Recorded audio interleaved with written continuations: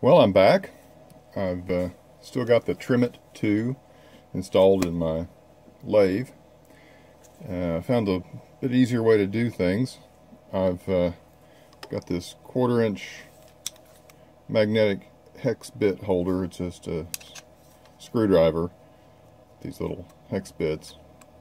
I took the screwdriver part out, and I'm using this case lock stud from Lathe Precision with their shell holder, and the shell holder specific to the caliber I'll be using.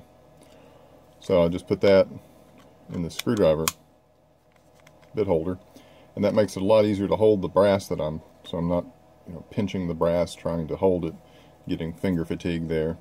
So it takes a little while to load this with the brass and unload it, but that time is actually saved because as I'm cutting, I'm able to apply 1 to 2 pounds of force into the cutter, which that's not a lot, but that's about all you want to do. If you do too much more than that, you'll probably start slipping some of these set screws and misadjusting the cutter.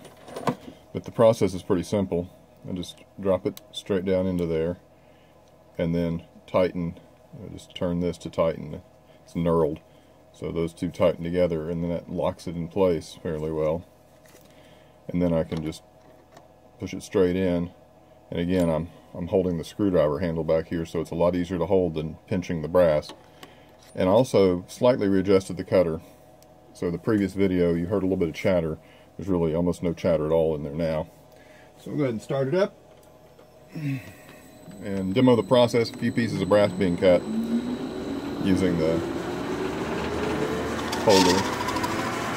I turn it about a turn, pull it out, and I have the cutter adjusted so it puts a really good chamfer in there. It doesn't do any deburring on the outside to speak of at all. In fact, it almost seems to flare the brass out slightly. For sitting cast lead bullets, it's important to have a little bit of case flaring and that. So you can see it's pretty quick. I can go through them fairly quickly here. And that's really all it takes. And that puts a really nice chamfer on there, really deep chamfer.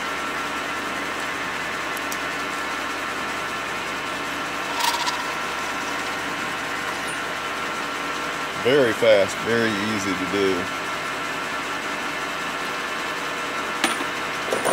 So the previous video maybe didn't do this complete justice compared to what's possible with just a little bit of